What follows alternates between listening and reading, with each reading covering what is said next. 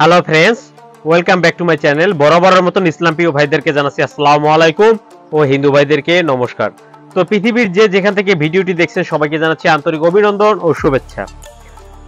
Friends, আমি আজকে যে ভিডিওটা নিয়ে আসছি সেটা হচ্ছে দূর থেকে বশীকরণ।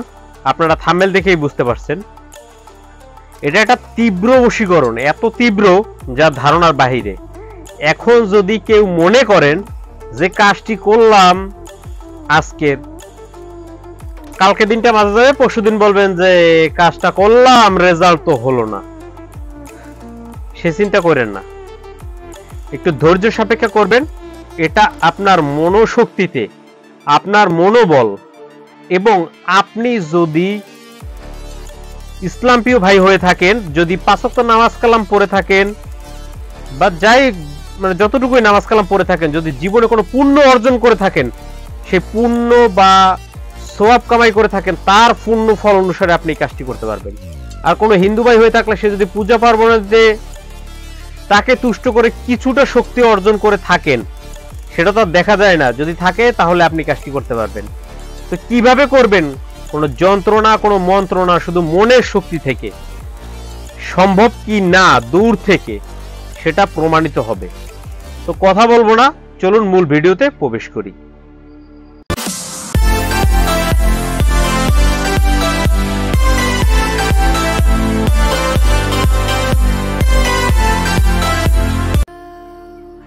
সো ফ্রেন্ডস, ফিরে আসলাম একটা ইন্টুর পরে। ফ্রেন্ডস, আমি কিন্তু বিগত কয়েকদিন আগে একটা ভিডিওতে বলছিলাম শুধু তন্ত্রমন্ত্র যন্ত্রই, যতই বই কেনেন কোনো কাজ হবে না। নিজের মনোবল, নিজের মনের শক্তি আর তার উপর অগাধ বিশ্বাস, যদি ঈশ্বর খোদা তাআলার উপর বিশ্বাস না থাকে, আপনি কোনো কাজে সাকসেস হতে পারবেন না, পারবেন না, পারবেন না। 100% গ্যারান্টি। যদি তার উপর থেকে কেউ বেশি বুঝতে যায়, তার ফলাফল খারাপ হয়। এখন আমি যে জিনিসটা বলছি এটা কিন্তু একটা টোটকার মাধ্যমে বলা যায়, তবে ফলাফলটা পেতে আপনি 7 দিনের ভিতরে পাবেন। কিভাবে পাবেন? আবার অনেকে করবেন, অনেকে পাবেন না। কেন পাবেন না? যারা মনে করেন ভালো নামাজ কালাম নাই, তারপরে যারা হিন্দু ভাইরা আছেন সন্ধ্যাবাতি নাই, নাস্তিক যারা বিশ্বাস করেন না, ধর্মকে বিশ্বাস করেন না, তারা পারবেন না।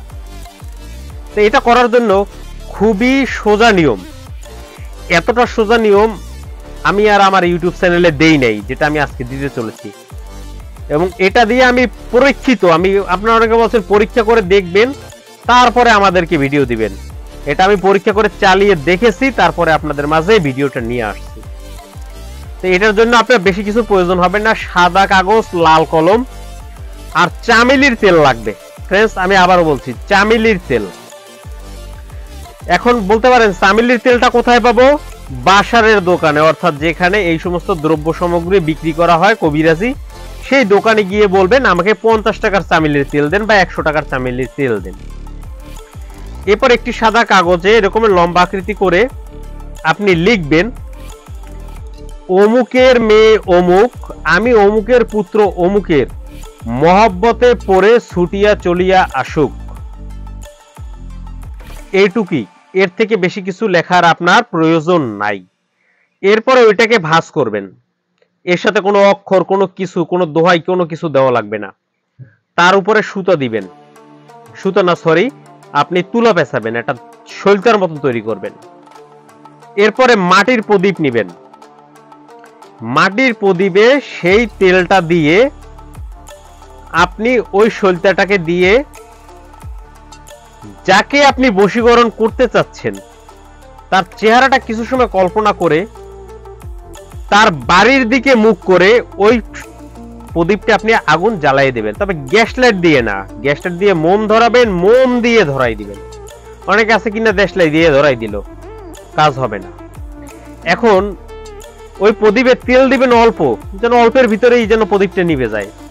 কিন্তু যতক্ষণ প্রদীপ জ্বলবে ততক্ষণ সেখান থেকে আপনি নড়তে পারবেন না। আপনি প্রদীপের সামনে চুপচাপ বসে থাকবেন আর চোখ বন্ধ করে তার চেহারা স্মরণ করবেন, আর মনে মনে ভাববেন সে আপনার কাছে ছুটে আসতেছে আপনার মনের শক্তি থেকে। আর আল্লাহর কাছে শুধু বারবার বানাবে যাবেন না। যদি হিন্দু ভাই হয়ে থাকেন তাহলে আপনার ভগবানের কাছে আপনি জানাবেন যে আমি যদি কোনো পুণ্য অর্জন করে থাকি, আমার নিয়তটা যদি সৎ থাকে, তাহলে তাকে আমার কাছে ফিরিয়ে এনে দাও। প্রদীপটা নিভে যাবে, কাজ শেষ। এখন এটা আপনি কয়দিন করবেন? আপনাকে একটানা 7 দিন করতে হবে। কোন দিন থেকে শুরু করবেন? যে কোনো শনিবার থেকে শুরু করবেন অথবা মঙ্গলবার থেকে শুরু করবেন। কখন শুরু করবেন? রাত্রে। রাত্রে সবাই যখন ঘুমিয়ে পড়বে তখন একাকী এক জায়গায় বসে আপনি এটা করবেন। এখন আপনাদের মনে প্রশ্ন জাগতে পারে যে আমি যাকে বশীকরণ করব সে কোন দিকে আছে আমার জানা নাই, সে উত্তরে আছে না পশ্চিমে আছে না দক্ষিণে আছে জানা নাই। তাহলে আপনি উত্তর মুখে জ্বালাবেন। যদি হিন্দু ভাই হয়ে থাকেন উত্তরমুখী প্রদীপটা জ্বালাই দেবেন, আর যদি ইসলাম প্রিয় ভাই হয়ে থাকে তাহলে পশ্চিম দিকে অর্থাৎ কেবলামুখী ওই প্রদীপটা জ্বালাই দিবেন। জ্বালাই দিয়ে ওই কেবলামুখী হয়ে আপনি বসে চুপ করে বসে তার চেহারা কল্পনা করতে থাকবেন। সে যেথায় থাকুক আর যত বড় প্রোটেকশন নিয়ে থাকুক আর শরীর বন্ধ করে রাখুক, আপনার কাছে ধরা দিতে সে বাধ্য হবে। আর একটা কথা বলি, আমি গতদিনকে কুফরি কালাম নিয়ে বলছিলাম, সাড়া পাইনি। আপনাদের কোন ধরনের ভিডিও প্রয়োজন কমেন্ট বক্সে জানাবেন। আবার এমন মন্ত্র চাইেন না যে এমন মন্ত্র দেন জানো আমার কাছে আসছে ফ্রিতে বৈশা আছে, জানো ফ্রি দিয়ে উঠে যাইতে না পারে। ওই মন্ত্র সিদ্ধি করতে করতে আপনার বুড়ো হয়ে যাওয়া লাগবে।